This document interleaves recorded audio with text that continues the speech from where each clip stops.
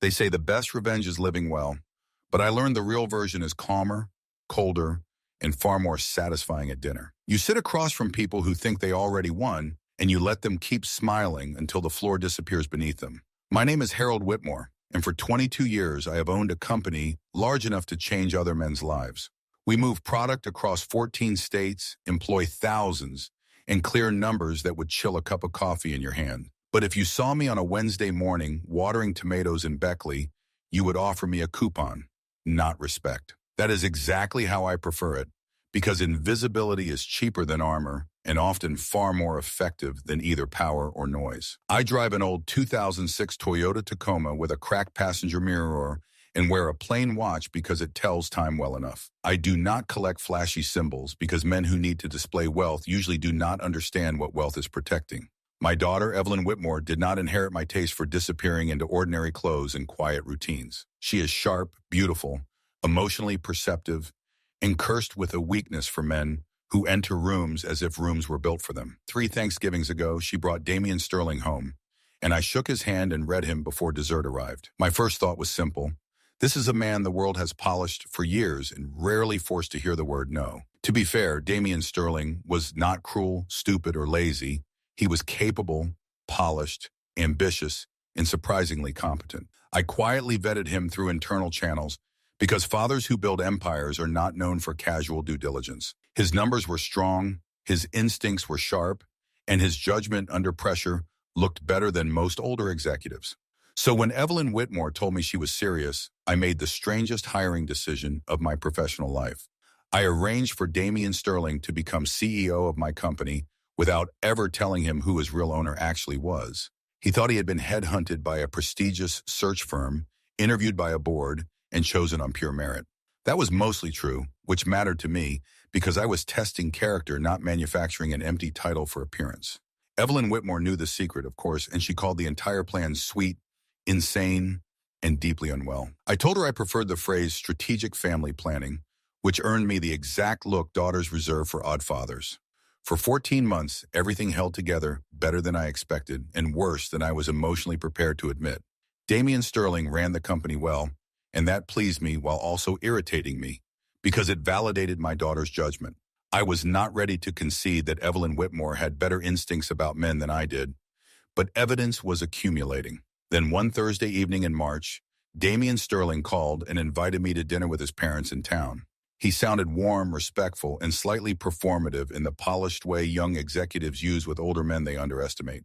He said his parents had been asking about me for a while, and something inside my stomach shifted at that exact phrase. It was not quite fear, more like hearing a familiar word and knowing your memory is approaching a dangerous locked room. I almost refused because instincts like mine are expensive to build and foolish to ignore when they begin whispering hard. But the version of me that spent decades building from nothing does not run from discomfort. He walks toward it slowly. So I told Damian Sterling to send the location, and he named Aldridge's, the kind of restaurant with no prices printed. It was the sort of place where waiters introduce themselves by first name and make eye contact like they trained for diplomacy. I wore my cleanest flannel shirt on purpose because presentation is useful when you want the wrong people relaxed too early. Damian Sterling met me at the entrance, freshly barbered and wearing a jacket that likely cost more than my first car. He looked at my flannel, managed not to flinch, and said I looked great with admirable effort and executive discipline. I told him I looked like a man who found parking, and he laughed while I kept my face exactly where it belonged. Inside, Victor Sterling and Clarissa Sterling were already seated, waiting with smiles that arrived before their eyes did. In my experience, guilty people often overcorrect when they meet you. They become warmer than warmth actually requires. Victor Sterling rose and shook my hand with both of his, which signals either great sincerity or deep calculation. He said they had heard so much about me and urged me to sit, as though hospitality could soften intention. Clarissa Sterling touched my arm and said I looked wonderfully comfortable, which was rich restaurant code for not a threat. Good, I thought, because being underestimated has paid most of my bills and protected nearly everything I built. We ordered dinner and drifted through the usual expensive small talk that fills tables when everyone is hiding the real script. Damian Sterling spoke about the company carefully, vague out of what he thought was professional courtesy toward an old man.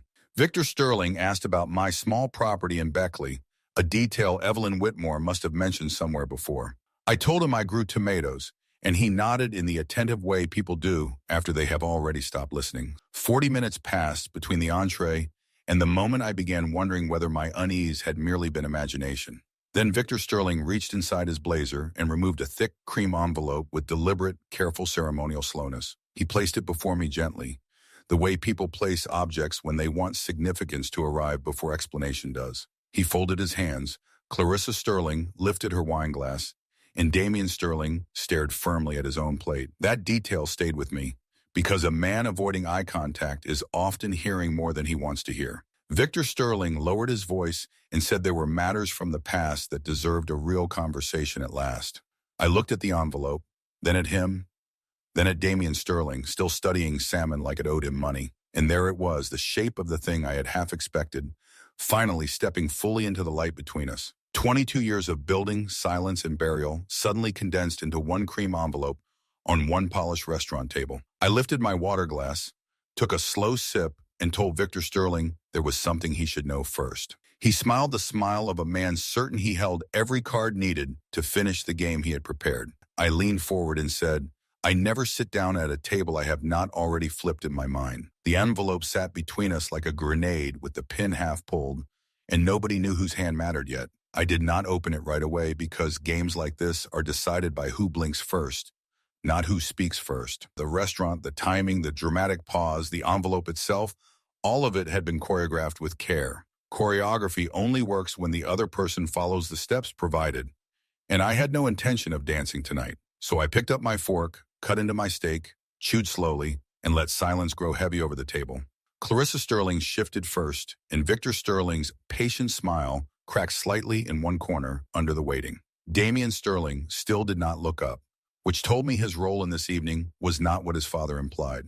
After 45 satisfying seconds, I set down my fork, wiped my mouth, and finally reached for the envelope.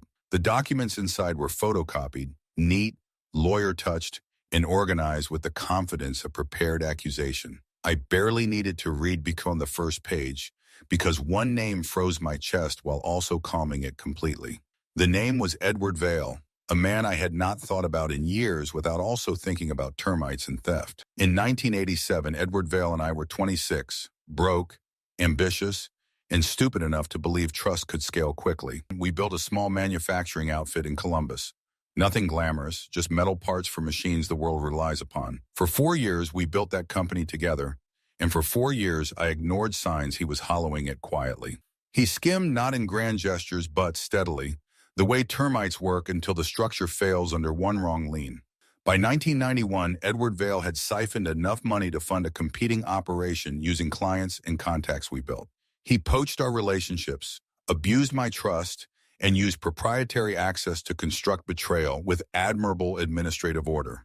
When I discovered it, I did not explode because loud anger wastes energy needed for clean, survivable retaliation.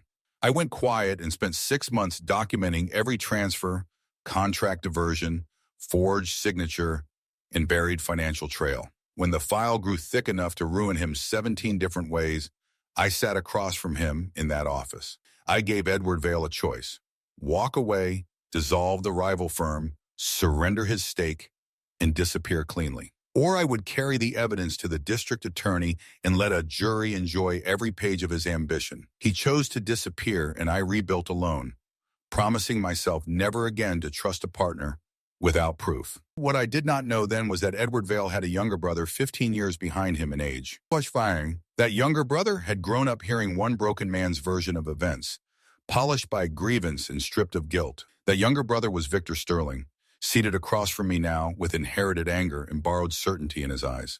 I looked up from the papers, and Victor Sterling watched me like a man reaching the moment he had rehearsed forever. I asked him where he got the records, and he said Edward Vale had kept his own version of everything. He called them records of what I did to his brother, threats, ultimatums, and forced removal from a shared company. I asked how long he had been holding them, and he said long enough, then told me his brother died 4 years ago. Lung cancer, he said, and beneath the strategy, I finally heard the grief driving this elaborate, expensive dinner theater. He said Edward Vale died with nothing because of what I took, and I recognized sincere pain beneath false facts. I told Victor Sterling I was sorry for his brother, and he rejected my condolences without hesitation or softness. Then he told me what he wanted: my resignation, a financial settlement, and quiet payment before scandal touched his son.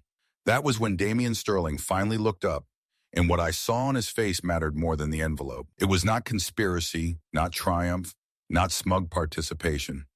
It was a man realizing the room had been lying to him.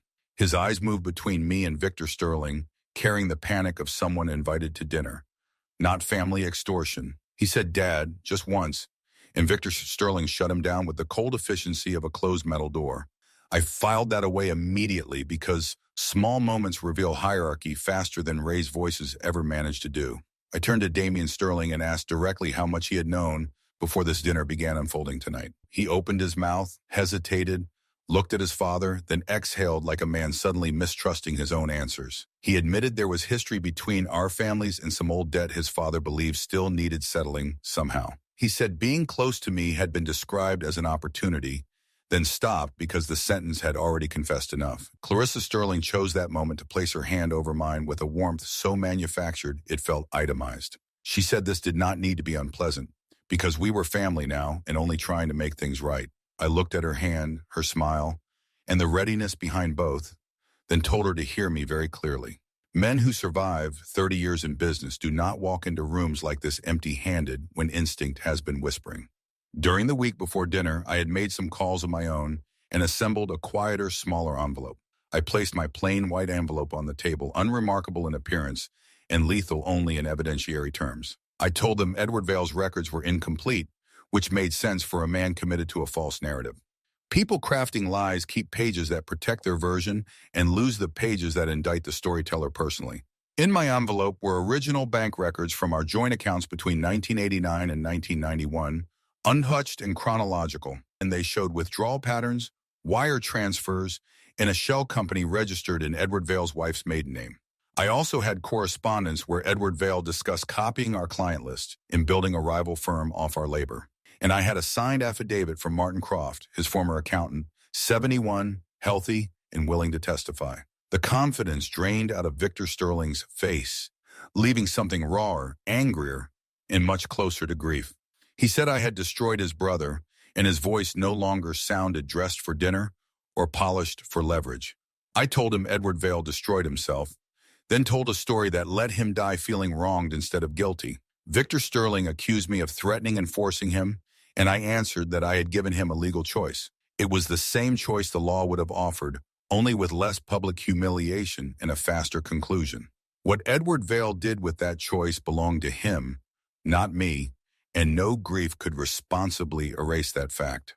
Victor Sterling stood up slowly, not dramatically, just the way men rise when their legs decide before thought does. Clarissa Sterling touched his arm, but I told him to sit because the most important part of this night remained. He said the unfinished part was about his son, and for the first time I saw shame on Damian Sterling. Not performance, not panic, not entitlement, but something far rarer.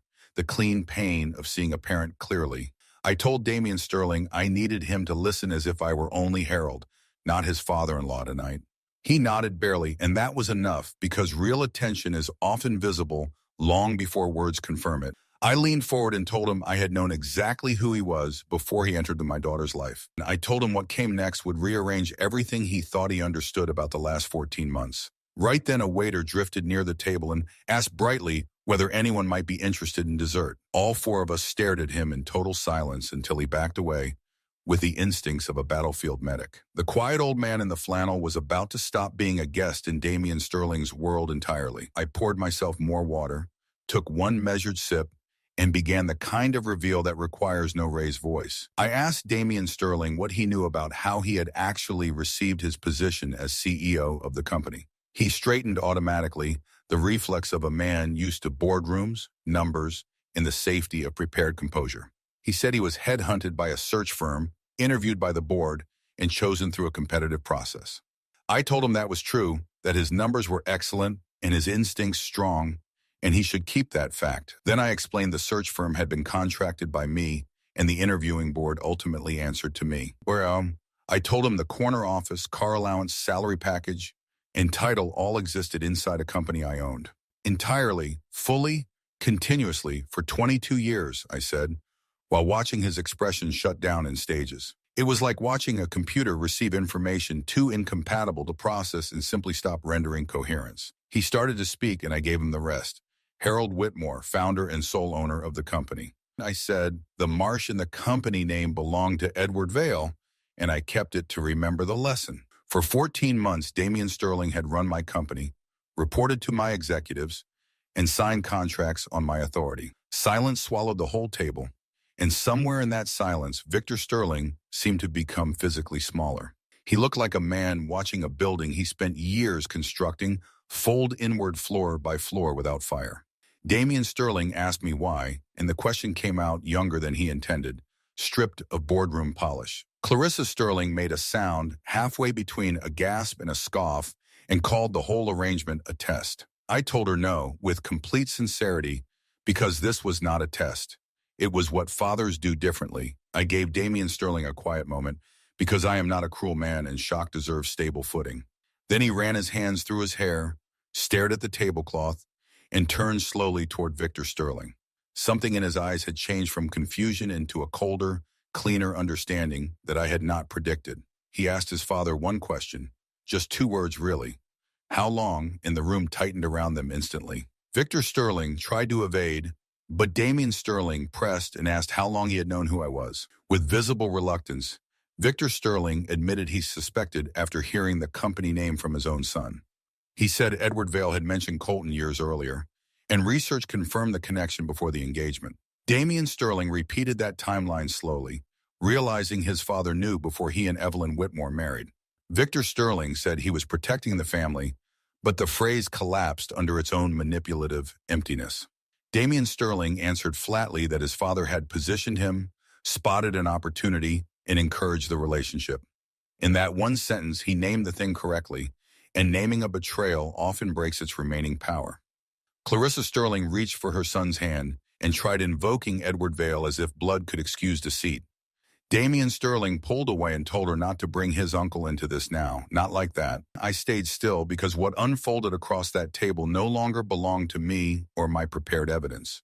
It belonged to a son seeing his father plainly, maybe for the first time, and that required quiet witness. Victor Sterling tried the father angle next, the one people use when logic fails and emotion must perform duty. He said everything had been done for the family because noble language often arrives when truth has already left.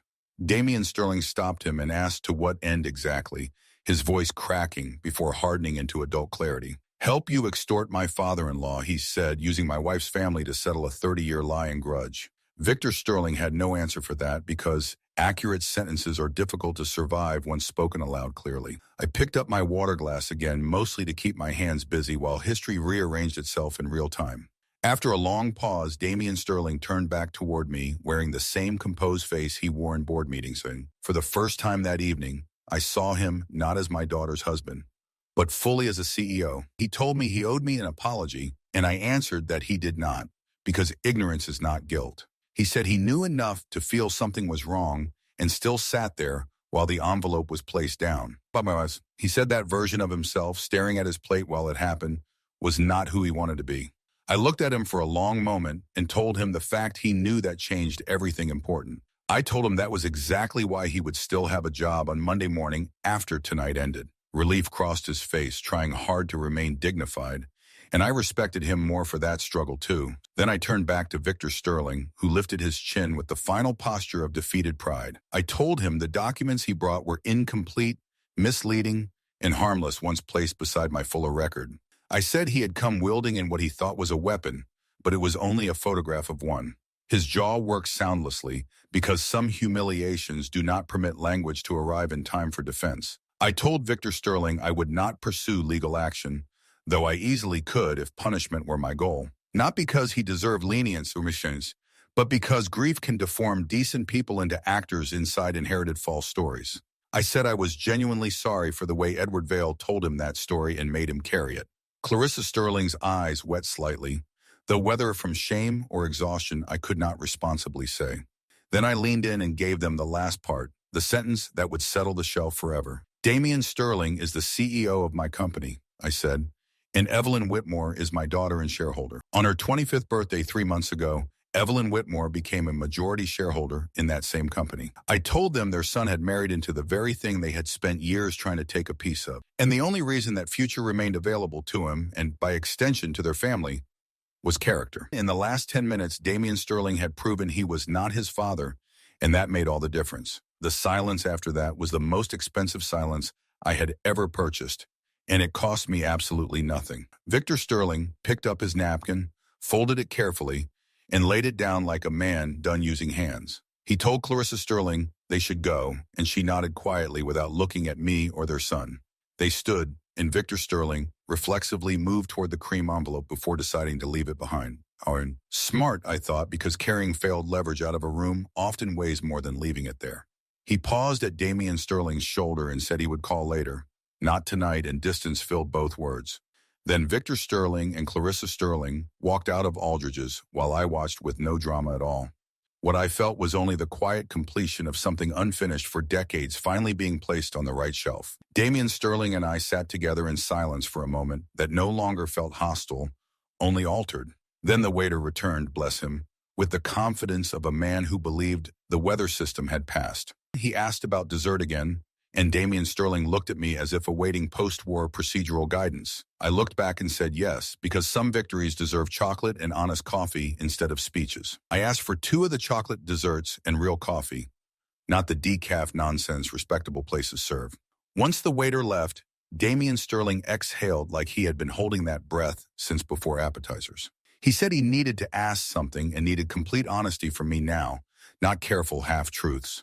Then he met my eyes and asked whether I truly trusted him to run the company as a CEO.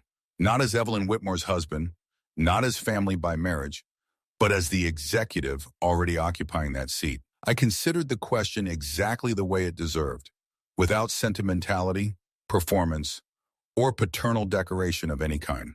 I reminded him that 6 months earlier he restructured our Midwest distribution chain and saved us $4.3 million annually. He had identified the issue unprompted, built the solution, and presented it before I knew a problem existed. Those are not decorative talents, I told him.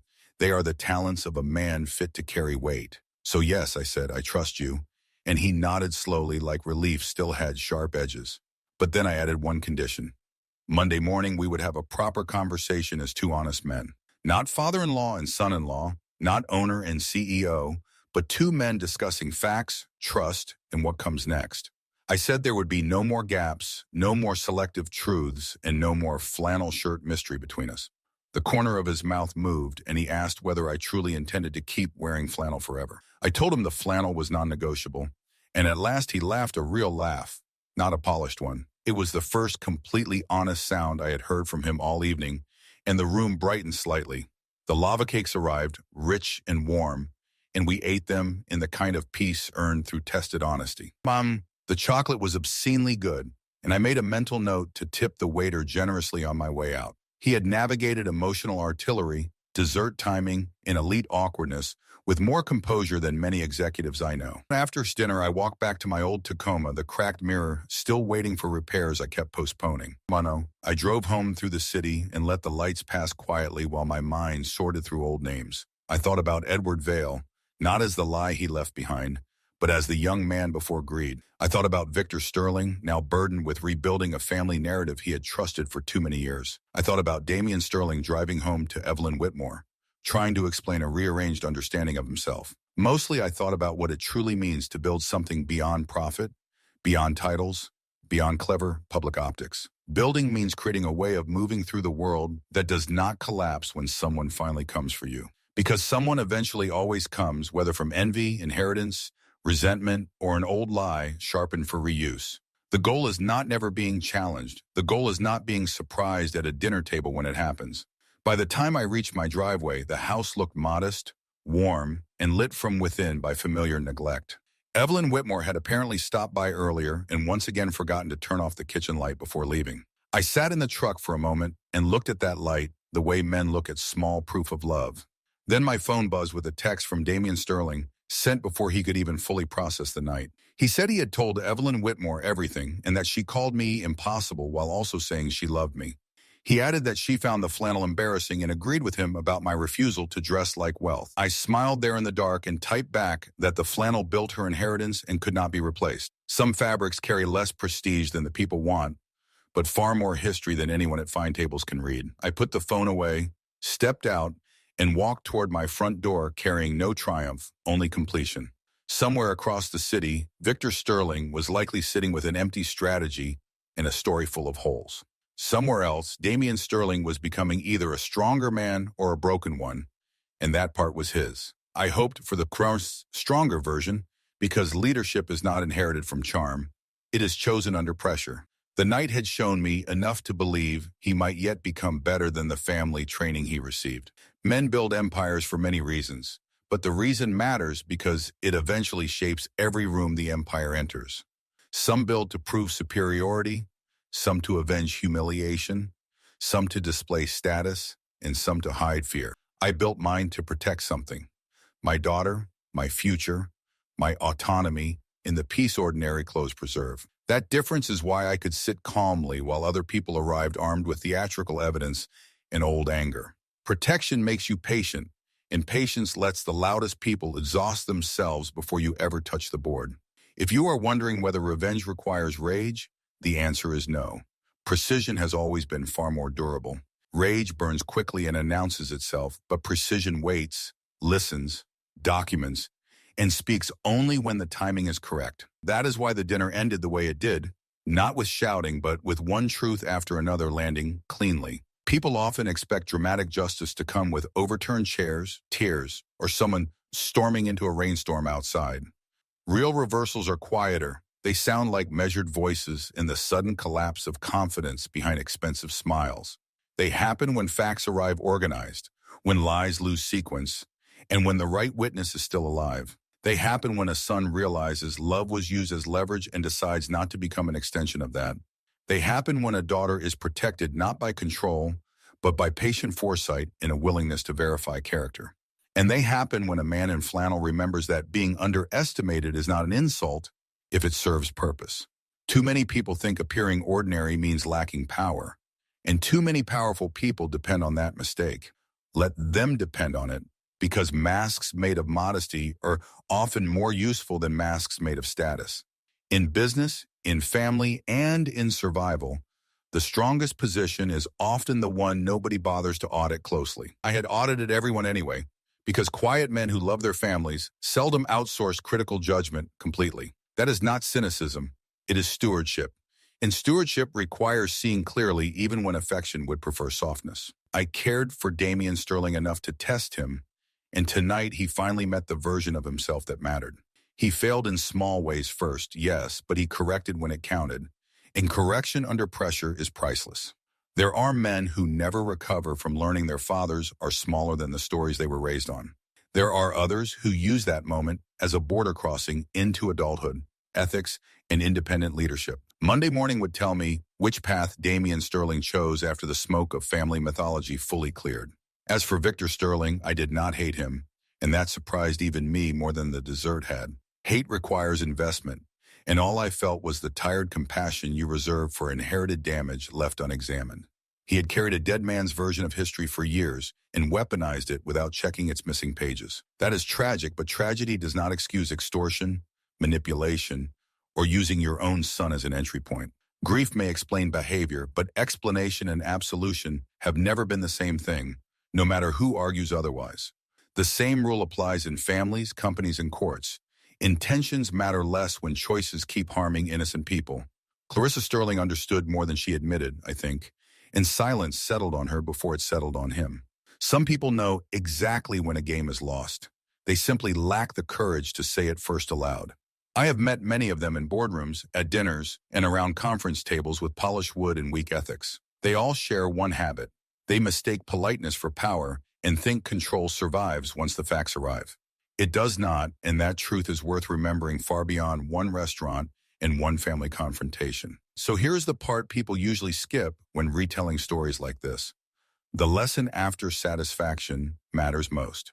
If you build anything worth protecting, build evidence with it, because memory is soft and truth needs records. If your instincts whisper, listen early, because danger rarely introduces itself honestly before taking a seat nearby. If someone flatters too hard too soon, watch the eyes, not the smile.